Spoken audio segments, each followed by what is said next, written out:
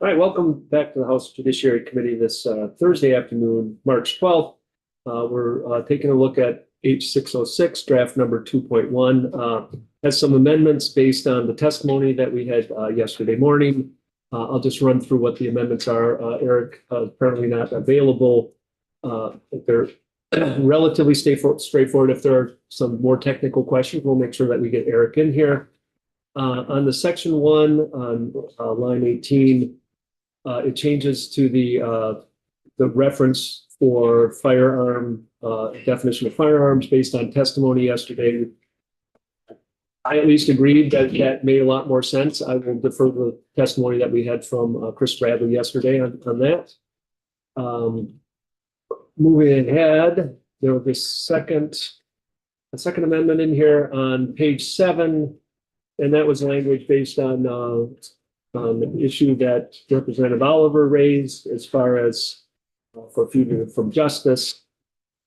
And then finally, the larger amendment is on section 4, which takes language that hearing from testimony from what I was understanding, that if we essentially match the law, the federal law for machine guns, and then had our own state level fine for that, or penalty, I should say, that I heard that was not, at least from the witnesses yesterday, that was kind of a preferred approach, as I understood. And that's what this is, my understanding, that this does that. If there are technical questions on here, I bet you actually some of the witnesses, and we can get Chris Bradley back up if we need to, and if he wishes to. But otherwise, we'll start with testimony. Is that unless there's questions that are not super technical about how it's drafted? So, Eric, we can. Oh, sorry. Yeah, go ahead. Just to be recognized. We can anticipate Eric to be in at some point to just walk through. Yeah, we can. Yeah. I mean, not that I don't. Yeah, not that I don't take you at your word for what the changes are or the benefits, but yeah, no, I want to have. It's always helpful to have legislative. Absolutely agree here for that. No, absolutely agree. So we're going to start. We're going to start with Eric Davis. If you could join us, Eric. Thank you for your flexibility and being able to be here. Thank you, guys.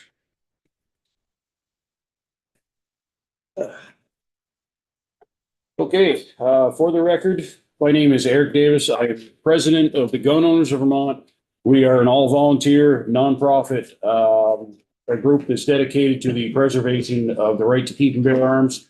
And I appreciate you guys having me in here. And I always tell everybody I've been doing this for about 6 years now, but every time I have to speak in front of a group of people, I get very nervous. So bear with me in case I kind of wander off my points here. I want to start out by thanking you guys for having us in here, and start by saying I appreciate the listening that you've done so far and some of the progress that's been made, the striking of section 5, the fixing of the language and some of these things. However, we still oppose this bill in its entirety, partly because of the content, but mainly probably due to the reason or the speed with which it's being pushed through. You've got 4 different parts of a gun bill here, which is almost like 4 separate laws that we're making. And when you're dealing with this kind of stuff, we think it's very important to slow down and sort of hash out all these nuances and details and take the time to get these things right. We're just not convinced that there's been enough time, or that there's going to be enough time to get everything done.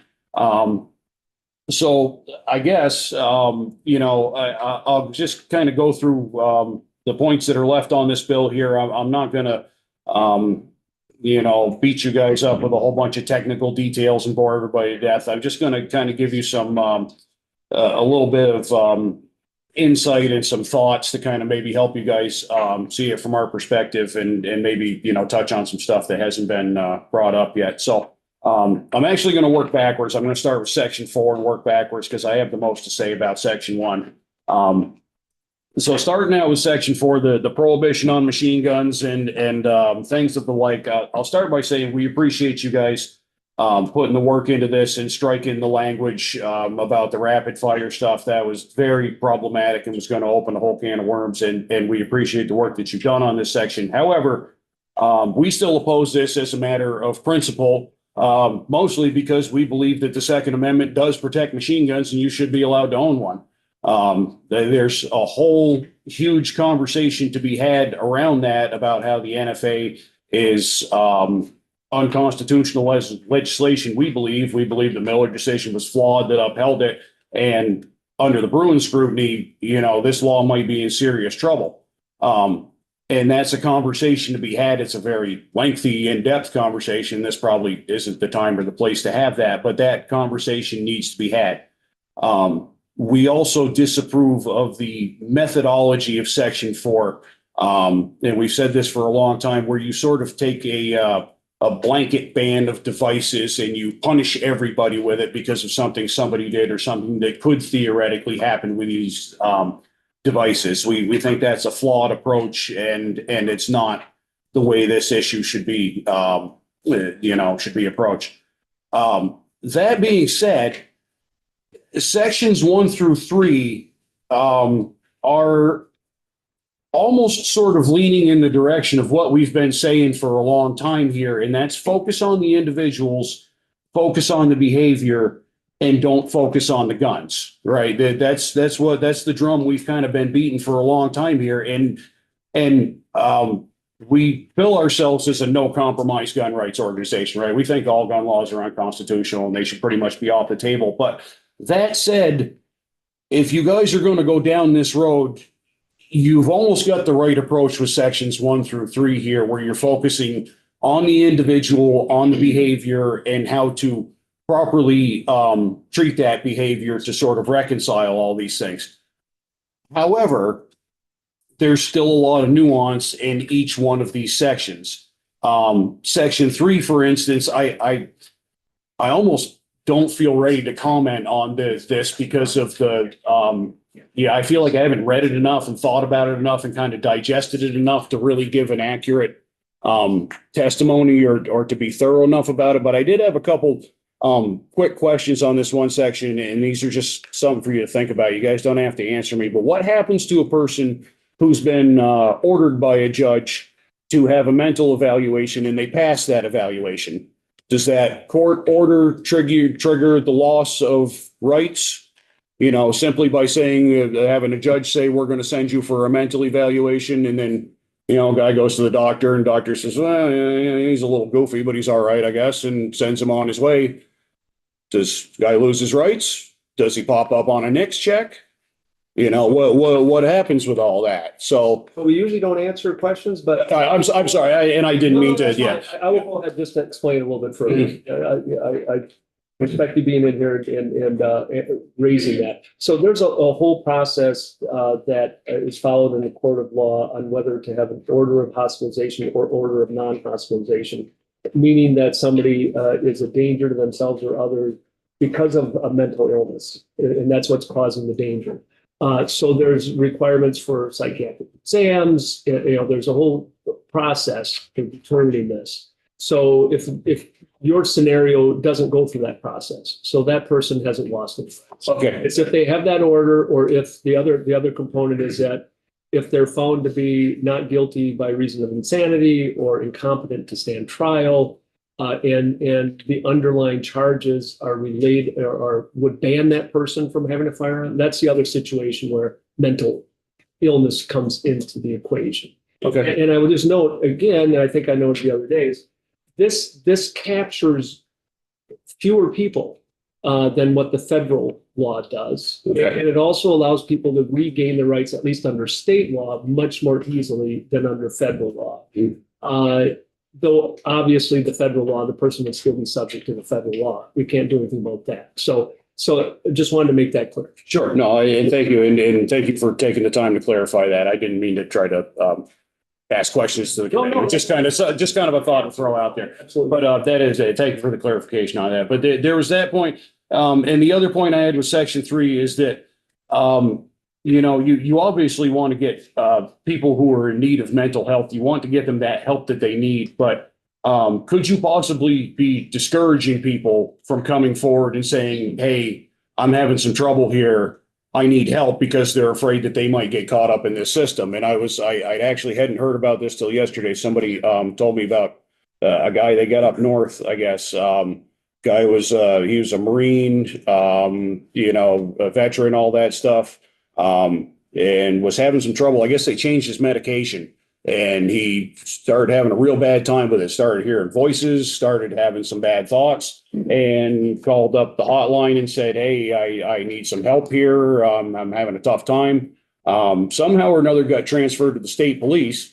State police told him, come on down. And initially he hung up on them, but ended up driving to the barracks. They said, do you mind if we take your gun away? He said, no, I don't want you to take my gun. And they finally talked him into leaving it in the car and getting out of the car. But long story short, this guy pretty much did everything he was supposed to, and he ended up with some sort of like domestic terrorism charges for it out of or something like that. And I don't know the whole story. This is the anecdotal, I'll admit. I was just made aware of this yesterday, but we're worried about folks like that might get caught up in this process and sort of dragged along with this, where they're not really to the point where they need intervention yet, but they need some help, and they're going to be deterred from going and getting that help because they're afraid of this process, I guess is what I'm saying. So, So I would just say, just really quickly on that, to also make something very clear for everybody, is that if somebody is voluntarily going and seeking treatment, this does not cover that. okay. And this is a court process, which is usually involuntary. The orders of non-hospitalization and hospitalization, those are for involuntary commitment, essentially. So for somebody getting voluntary treatment, this doesn't cover it. I can't comment on what the federal. Sure. Yeah. And I understand, but I think the point that somebody that's suffering from mental illness and anxiety and stuff, even, would possibly not know that, for one, or still have an apprehension about getting into the system to be referred to somebody who is going to adjudicate them and remove their rights and stuff. So there's that to consider. But sort of on a broader level, I guess, I'm going to go out on a limb here and say that the approach with sections 3 and even sections 2 are kind of sort of what we've been looking for a long time here, and that's to focus on the individual. Even section 2 here is, we oppose gun bills as a matter of principle, but if you're going to have a gun bill, this is, kind of sort of along the lines of how you should write it. If somebody messes up bad enough, long enough times, there eventually comes a point where you lose your rights, and, there have to be repercussions of this. But that sort of brings me into section 1, and where I'm going to tie that all together is that this has been a long sort of standing thing that I've had about gun rights. And when you cross that line from being a normal person to being a felon, and what happens with your rights, and specifically your Second Amendment rights, when you get put into that legal basket, you lose them. And I understand there is a path to get these back, but realistically, that path is very long and very cumbersome, and can be very expensive for somebody who doesn't have, connections or money or the prowess to write letters and petition courts and things of that nature. I'm going to share with you, a couple scenarios here. People that I know in my own life. I have a friend, been a friend for a long number of years. Guy's in his 50s now, still can't own guns because he stole a lawnmower when he was a young 21, 22-year-old kid. Got running with some bad people, got into drugs, stole a lawnmower. The dollar amount of the mower triggered this imaginary line where there's a felony here, and now the guy can't own anything but a black powder gun to go hunting with. And yes, he could petition the courts to get his rights back, but it's a very long process. I have another family member who's guy's in his 60s now, excuse me, and did some time in jail and can't own a gun because he got caught growing and selling marijuana 30 years ago, which, interestingly enough, is not that much of a big deal anymore. As long as you go and get the right paperwork from the state, nobody's really got any trouble with that. Guy still can't own a gun. I know somebody that was in trouble for embezzlement stole some money from a company that they worked for, realized the mistake afterwards, said, I made a very bad decision. I made a very poor mistake. I regret it. They paid their debt to society. Years later, they still can't own a gun. So, our main issue with this is that we think this needs a little bit of work for these people who have been looped into this legal basket of being a felon already. They've lost their rights. This is the only right that we do this with, is your right to self-defense. You don't lose your right to go to church. You don't lose your right to speak freely. I think in Vermont, correct me if I'm wrong, you don't even lose your right to vote if you're a felon. I think you still vote as a felon in Vermont. But when it comes to your Second Amendment rights, your right to defend yourself, they're gone effectively forever unless you want to jump through all of these hoops. And I think before we cast that net wider to try and loop more people into this, you should sort of address that stuff on the back end first and make sure that, there's a clear and honest path to redemption for these people who have paid their debt to society and don't deserve to have their rights taken away anymore. And that's going to take some time. The other thing to consider about, making it a felony to steal a gun is, what is it about stealing a gun that is that much more nefarious than stealing a weed whacker or picking somebody's pocket at the grocery store for their last $200 that they were going to use to feed their kids? What is it about a crime with a gun that makes it that much more nefarious than larceny committed with any other object? So I guess what I'm saying here, the overall message is that there's enough nuance and enough details in all of these points of this bill still that they need more time. And we want to put the idea forth. I don't know how well this is going to go over, but what we would like to see happen is for this bill to get put on the wall and picked up again next year. I know there's going to be some different people in these seats next year, but you've already got a little bit of bipartisan support on some of these things here. You've got, the gun groups in here that's saying, hey, we oppose this, but, realistically, some of this stuff is not awful with a little bit of work, but it's going to take a little bit more work. That same scenario is going to be here next year. It won't hurt anything to put this on the wall, come back next year, break these out into separate sections on separate bills and give them the time and the attention that they deserve. We understand there comes a point where individuals in our society have either become unwell enough or behaviorally non-compliant enough that there's a line there where you've got to decide, like, okay, you've got rights, but this, right of personal security, we're going to take care of that for you for a little bit. You know what I mean? We're going to take this away from you until you get better, and then we'll talk about giving it back. And you guys, you're the judiciary. We say this all the time. The proper function of government is to protect individual rights above all else. So where this policy or any policy intersects with constitutional rights, you have to take the time and get it right. It is so important because of the potential long-standing unintended consequences, people that could get swept up into this that you're not thinking about. It's you guys are the vanguard of individual rights, and it, in our opinion, it's going to take a whole lot more than a couple of days of kind of hashing over this stuff to really get the details right in this. So I guess that's about all I got to say on the matter. I'm happy to answer any questions or wax philosophically about any of the points on this. I'm at your guys' disposal. So. Thank you, Chair, and thanks, Eric, for being here. It's interesting because in all the testimony that we received, although it has been limited, it's been a fast process for this bill.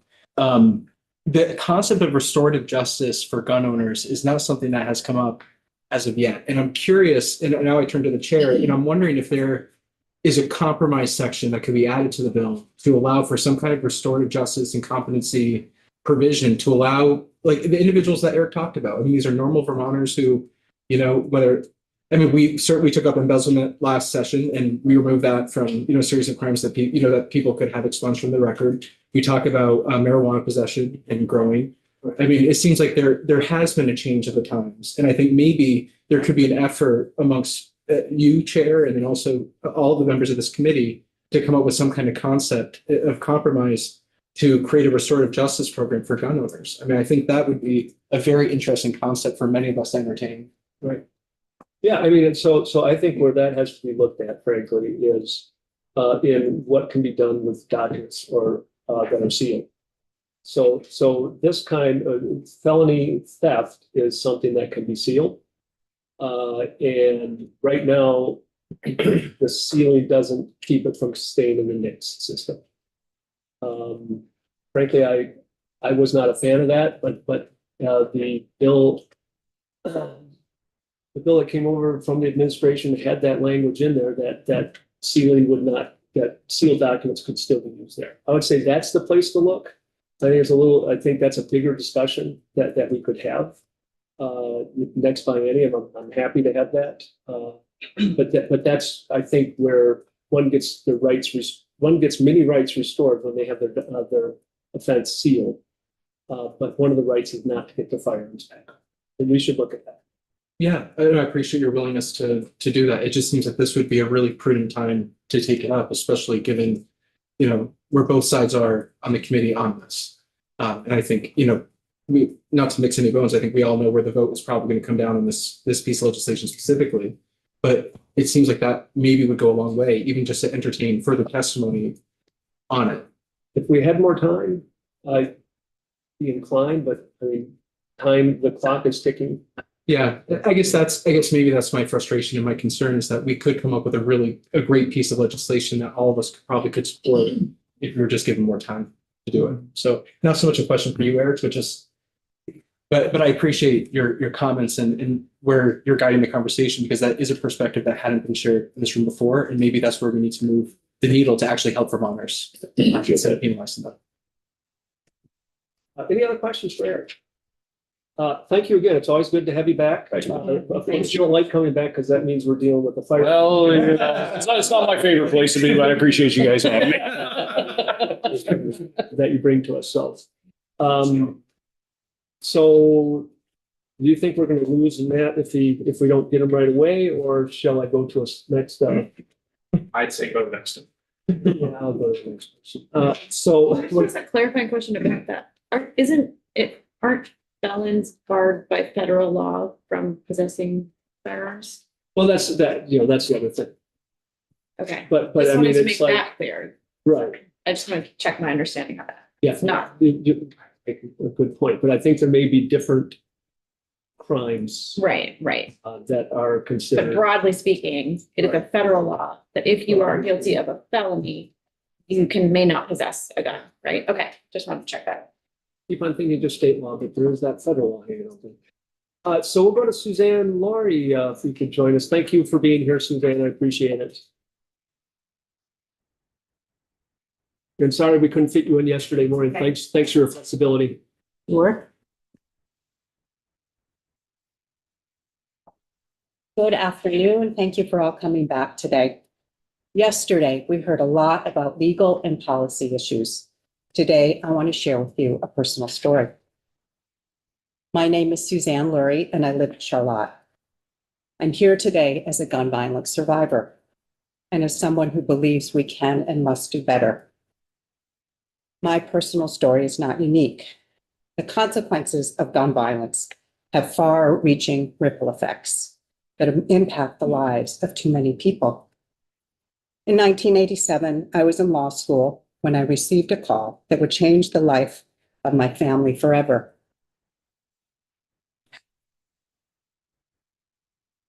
On the day before his 58th birthday, my father, a neurosurgeon, was the victim of a premeditated murder in our home by a patient.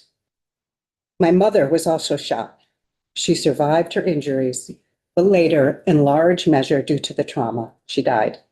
She relived that horrible event over and over and could no longer distinguish whether the gunman was still a present threat. The perpetrator went home and with that same gun, killed his wife and then himself. Another tragedy for another family. The gun was later stolen from evidence and used again in an interpersonal violence event. Another tragedy for yet another family. And that experience is why I'm here today with you. Like many survivors, I never expected gun violence to become a part of my personal story. I expected to be working to support others, not personally wearing a red shirt with the word survivor on it. I'd like to tell you a little bit about my background. As I often share with the survivors I work with in the Everytown Survivor Connect program, the gun violence we've experienced does not define us. It is one piece of our story. My parents made it clear to my siblings and me that we were expected to pursue professional careers. My path was to go to law school, but I decided to delay for a bit, and I took a job as a counselor at a domestic violence shelter where I had volunteered during college. There, I witnessed the courage of so many women attempting to leave a dangerous situation. Several women I worked closely with took brave steps to leave their violent partners, but were shot and killed. The reality is that the most dangerous time for someone in an intimate partner situation is when they leave an abusive partner. It was heartbreaking, truly heartbreaking, to share that news with other residents in the shelter who were carefully planning their own paths to safety. I then decided to go to law school to focus on changing laws related to interpersonal violence. I interned as a victim witness advocate and volunteered at a domestic violence legal clinic, where I learned firsthand about the intersection of gun violence and domestic violence. We know that access to a firearm makes it 5 times more likely that a woman will die at the hands of an abuser. 5 times. More than 2/3 of intimate partner homicides are committed with a firearm. Eventually, I changed directions and became a licensed clinical social worker. As a mental health clinician, I know that far too often we blame violence on mental health issues instead of focusing on access to a firearm. Simply having a mental health condition does not mean someone is a threat to themselves or others. House Bill 606 would help keep guns out of the hands of people who have been found by a court to be a danger to themselves or others because of a mental health condition. The perpetrator who shot my parents had a very specific plan in place, one that was known by others, including his therapist. If there had been a procedure in place to prevent his access to a firearm, perhaps my family's story would have had a different outcome. As a mental health clinician in Vermont, I quickly became aware that the vast majority of all gun violent deaths are suicides. In fact, 85% of gun deaths in Vermont are by gun suicide. 85%. This bill would address a gap in state law by removing firearm access from someone the court deems a threat to themselves or others. I now use my skills in supporting gun violence survivors across the country. Our backgrounds and our stories are very different, but what ties us together is the experience of having lost a mother, a father, a son, a daughter, a beloved friend, having been at the end of a gun in an interpersonal violence incident, or having served in the military and experienced the impact of gun violence, and part of a mass shooting at a school, a bar, a concert, and the list goes on. I urge you to support House Bill 606 so that other families do not have to live with the lifelong consequences of preventable gun violence. Thank you. Thank you very much, Suzanne, for sharing your story. I'm sorry for your loss. Thank you. Any questions? Angela? I want to say thank you to you. And a question for you, Chair Lalonde, that I wasn't aware yesterday when you were here. I didn't realize that you were here also as a survivor and an advocate and a survivor. And I would just ask that in the future we prioritize survivor or victim testimony as much as possible, as much as schedules allow. Yeah, we usually do that, and I didn't realize that was the case either. So I apologize for that. So I'm here today. Thank you for coming back and knowing that, you sat through an entire day, a morning of testimony yesterday and additional testimony today, but knowing that you had a story to tell. Mhm. And I'd like for folks to have the options to like be in the room and hear everything or not, if they choose not to. So we'll hopefully change that Thank in you. the future. Thanks for your time. Oh, yeah, exactly. I have questions. Thank you so much, Susan, for being Mhm. in. I'm wondering if you can tell us a little bit about the Everytown group, because prior to the red shirts that I saw yesterday, I was not familiar with the group at all. So I'm curious if you can give us some Are background. you speaking specifically about the role that I work in? I think the organization as a whole, like Yeah. I'd never heard of it before. Yeah, I think we have someone. Maybe someone's on coming. next from the pub. Yeah. Okay, The every great. time. Yeah. So maybe Elizabeth can speak to that when she's up. So she turned on her camera. Yeah. I guess specific to this bill, why are you advocating for this bill specifically? Like, what does this bill do that you feel like is going to move the needle to make sure that, your family circumstances are never repeated here in Vermont? Right. Well, I think I'm glad that this bill focuses on that the court has to deem someone a danger to themselves or others, so that is a vehicle, an important, that's a gap that's closed in this bill. I think it makes very clear that access, in my mind, it is access, contrary to the gentleman who spoke before me, it's access to a firearm that is the risk. And so I think that makes it very clear that there is a procedure so that people's rights are respected, but that there's also a path when someone is a danger to themselves as another. And I know as a mental health clinician, one, how difficult it is. You have to be very careful about making that decision to break confidentiality. That is not something that we do easily. So you have to have supervision that goes all the way up. You're consulting with the lawyers at the top to make sure that you are breaking confidentiality. If that's the situation, I don't know if that's always going to be the case, but so that you're walking a very careful, respectful path, understanding that people are a threat to themselves and others. And it's interesting because I think the supervision and the breaching of a HIPAA or confidentiality is not something that we've really spoken about yet in this committee. I think that's actually probably an additional concern. I don't want But I to, have- and I'm speaking my role as For a mental yourself. health clinician, I how I would understand. have approached that and did in the past. Yeah. We took that very seriously. But I do think that's a consideration for this bill too, that I think is something that we should look at as well. And I think, I know you were here in the room yesterday. I'm not sure if you recall the question that I had, but say you have someone with a mental defect or a mental illness or an episode or something that they're going through, they were deemed a risk to themselves. And then all of a sudden the protection order the non-hospitalization order relapses and that person is able to get a gun again. Or maybe, prior testimony was that person goes for the evaluation and they say, you know what, we think you're fine. And they still maintain access to that gun. And then God forbid they go out and hurt somebody. Mhm. I guess my question is, like, where's the line? Like, where do you think that line exists in terms of like where the gun should be taken away? I think if there is information that has been reported that someone is a risk to themselves or others, and they go through the proper procedure for a court to make that decision, that's where I believe that the firearm should be removed.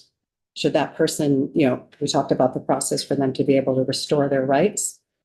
If that person and the people around them, the people intimate and understand their behavior, also support that, I leave it to this committee to decide and talk more about how to restore those rights. Sure. Well, and that But was we another- know that these acts are done often premeditated, as well as in Vermont, the impulse around a firearm and suicide that's a very big concern. And I guess my last question is in terms of wondering if this bill goes far enough, in your opinion. Or would you seek to make modifications? I don't think I have time to answer that. I feel like this would take a step, but I am going to defer to our expert here. For me, this is important. Important to do it. And I think one thing too, when we're talking about gun ownership in the United States of America, and I'm sure anecdotally it's probably true here in Vermont as well, is the two largest groups of individuals that are the single largest purchasers of guns now in 2026 are women and people of color, typically for self-defense. Mhm. So I just think that's worth just stating for the record is that these are the two largest groups. Yeah, and I That are don't see benefiting that. from I don't the see that second- taking away from their capacity, their ability to get a firearm legally. Right. I'm not here to debate whether a person of color should get a gun. That's not That's not why I'm sitting here. So for you, it's the mental health component. That's the biggest concern. It's not the biggest concern. Is a concern is a concern that certainly speaks to my heart. Mhm. But I think the other components are very important as well. Great. Thank you very much for your testimony. Thank you very much. I really appreciate it, Susan. And we'll go to Elizabeth Ryan next. Thank you.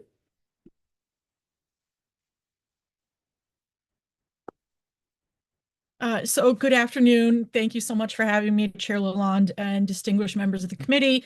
It's been 2 years since I was in front of you to testify. I'm very glad to be back here today. And I do especially want to acknowledge Suzanne. She is a member, volunteer with Moms Demand Action, which is part of Everytown's grassroots organization across the country, along with Students Demand Action. My name is Elizabeth Ryan. I am policy counsel at Everytown for Gun Safety, and that includes our volunteers who are also there present today. So I appreciate the chance to talk to you today about H606 and in support of H606, particularly going to address the issues or the provisions relating to the mental health prohibitor and the machine gun prohibition. I would also like to take a moment, though, to express strong support for the now removed provision that would have set up some gun industry accountability. For decades, the federal law has allowed the gun industry to skirt responsibility for the harms that they have caused, but the federal law does contemplate that specific states can hold this responsibility. New York became the first state to put that kind of system into place in 2022. That was upheld as constitutional by the Second Circuit, which also covers Vermont.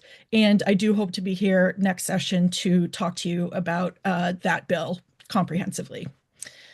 To address the H606. So Vermont, as you know, has made remarkable strides in gun violence prevention over the past several years. It has brought it up to number 17 in the Everytown state gun law rankings. This bill would partially address one of the remaining foundational policies that Vermont still lacks, which is a prohibition on firearm possessions for those who have been found by a court to be a danger to themselves or to others by reason of mental illness. And this bill would bring Vermont closer, although not completely, into line with federal law and with 29 other states. Federal law bars individuals who have been involuntarily committed to psychiatric facilities from having guns and has done so for more than 50 years. But a separate state prohibition is important to ensure that state authorities can also properly enforce this law. This bill is a step in the right direction to do that. The key core concept here is that the bill requires a court to find, under existing state law procedures, that a person is a danger to themselves or to others by reason of mental illness. It is not, nor should it be, it is not, nor should it be a prohibition on someone merely having a mental illness diagnosis. It is not a prohibition on somebody being medicated for having a mental illness. And it certainly isn't a prohibition for people who are just seeking help for a mental illness. It requires the determination of a court under very specific process that is already established in law that a person is a danger to themselves or to others by reason of mental illness. And that dangerousness provision is the key here. These are very long-standing restrictions in both federal and other state law. The Supreme Court in District of Columbia v. Heller stated that its decision was not questioning, quote, long-standing prohibitions on the possession of firearms by felons and the mentally ill. And the Supreme Court's more recent decision in Rahimi in 2024 specifically evaluated and upheld a prohibition on possession by someone who had been found by a court to be a danger to others. And while that case specifically involved a domestic violence restraining order, not a mental health finding, the key is the dangerousness component. And the fact that the court has held that that is a constitutional consideration for laws like this. So again, the restrictions that exist in federal law, that exist in other states, are and consistently have been found to be constitutional. And additionally, a prohibition like this is still important, even in a state like Vermont that has instituted an extreme risk protection order, red flag law. That law allows a court to order that the firearms of a person posing an immediate threat of harm to themselves or others be temporarily seized, and it addresses a very acute, very immediate, and emergency situation. But the orders are very short in duration, and although they can continue to be extended, they should exist in conjunction with a prohibition like this to ensure a more robust and comprehensive system that this bill would partially provide. So moving on to the machine guns prohibition, this new version of the bill that adds a machine gun prohibition into Vermont law that mirrors the federal machine gun definition is definitely needed. Machine guns have been heavily regulated under federal law since the 1930s and have generally been banned from civilian possession since the 1980s, although there are about an estimated 783,000 that are still in circulation. But the very steep and fast proliferation of rapid fire devices has also transformed ordinary semi-automatic firearms into fully functioning automatic machine guns that can fire at a rate of up to 20 rounds per second.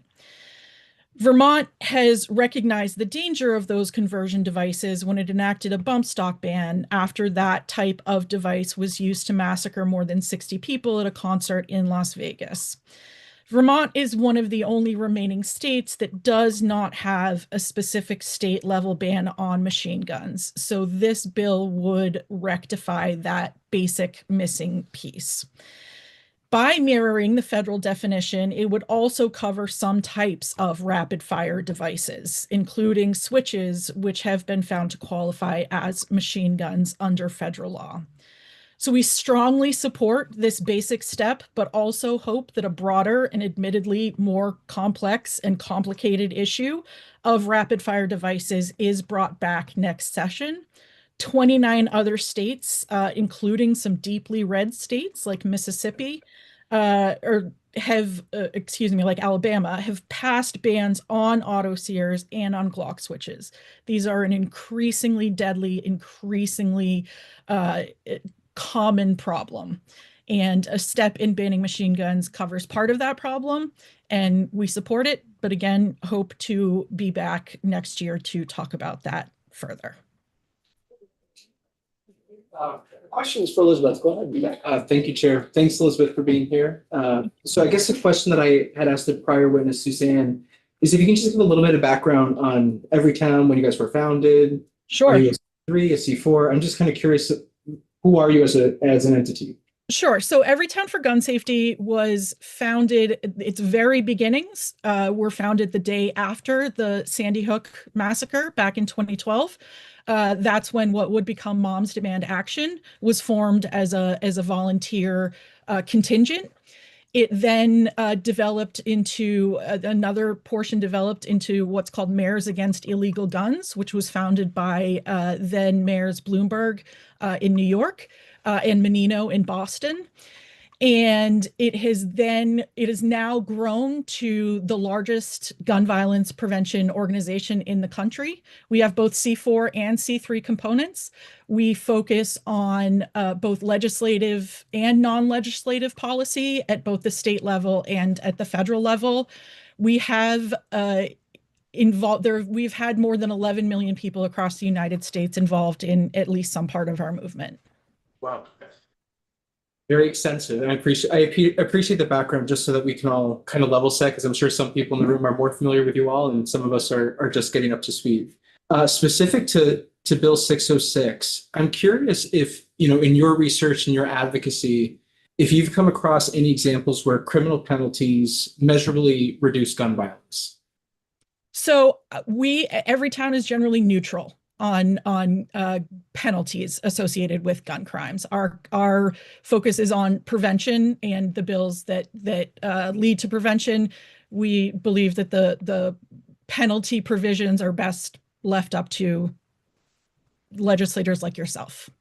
Sure. No, I appreciate that. And I guess that kind of segues into my next question in looking at petition mechanisms. So I think one of the key areas of concern for many on the committee and witnesses that have preceded you is on the non-hospitalization orders and wondering, what does this cover? What does it not cover? Is it, is someone's Second Amendment right being taken away? And I'm not going to litigate that aspect of it. I think there's probably some constitutional scholars far more qualified than myself that are going to be able to take that up, and probably including the Vermont Supreme Court. But I think specific to the bill, I'm wondering if you think there should be some kind of petition mechanism for that when someone is undergoing a hospitalization order, whether they can have their rights maintained while the evaluation is happening and prior and certainly afterwards, if they are found mentally incapacitated or unstable. Sure, we certainly support a process for restoration of rights after an order of this kind that is written into the existing Vermont procedures right now. That is something that most states, if not all states, have. Is a procedure where somebody can petition a court at some time after this determination was found to present evidence and support that they are no longer a danger to themselves or to others. And we certainly support a process like that. Right. And you think those rights would not be infringed upon while they're awaiting trial? If there has been a specific court finding of a person being a danger to themselves or to others, once that finding has been made, we support that prohibition between then and the point at which a person's rights would be restored. Okay. And I think staying on the mental health line of questioning, because it is very important, right? And it's something that we are constantly talking about in this committee and certainly in this building. But in your research, has mental illness or mental defect, has that been indicative or a predictor for interpersonal violence in relationships? So just a diagnosis of something like mental illness absolutely is not a indicative. People tend to be, if anything, more likely to be victims of violence. And that's why I think the focus has to be on that dangerousness provision. This isn't, again, not because somebody has a diagnosis, not because somebody has sought treatment, not because somebody is medicated. This requires a specific finding by a court based on specific facts of dangerousness. And I think that's the key. That's helpful. And my last question is, can you, for the benefit of all of us in the room, can you point out the gap in federal law as it's currently written that this bill is looking to solve? Sure. So federal law, the gap in federal law that actually this covers is this order that would apply to somebody who has been where there has been a dangerousness finding, but they are ordered to outpatient treatment. That is not something that would trigger the federal prohibition, which we consider to be a loophole in federal law. We support that is a prohibition, and that is something here that this bill would cover that federal law does not. And there's no concern with the person receiving outpatient treatment, because that was one of the things that came up yesterday. Is Vermont simply doesn't have the infrastructure with our mental health facilities to take all these people. So outpatient in another state might mean something very different than what it means here in the state of Vermont. So I'm just curious if you've thought about that dichotomy.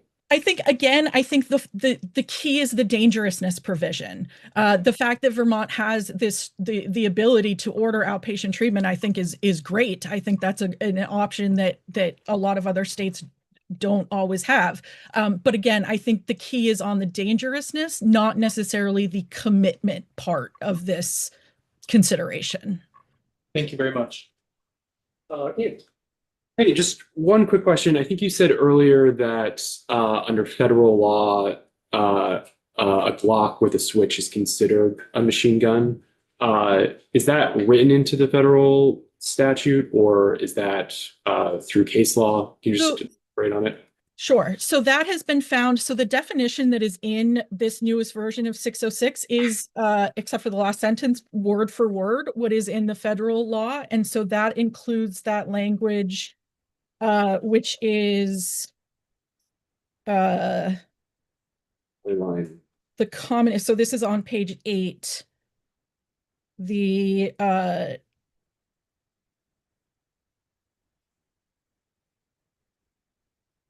12.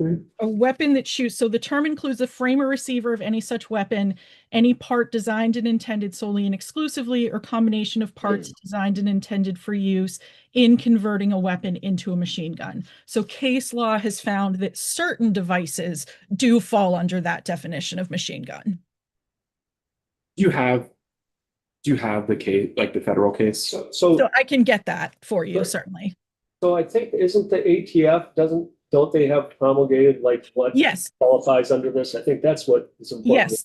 The ATF also has regulations that govern the use of switches and the classification of switches as rapid fire devices. That authority was challenged, and there was a claim that had gone beyond the scope of their administrative authority, and that was found that in most circumstances, in one sort of very narrow circumstance, it didn't apply, but in general, they did have the authority and do have the authority to regulate that. Okay. But I can get you the exact case site. Yeah, that'd be great. Like, Thank you. sure. Other questions, Philippa? I don't see any, and I'm looking at the corrections committee right now, and it's like Matt Valerio is still testifying. Did you want to weigh in, Chris, or you? No. You're good, you're good. So I guess we'll stand down until we get Matt in here. I think that makes sense With the map coming in on this bill. Oh, yes, okay. Yeah. So we will adjourn until further notice.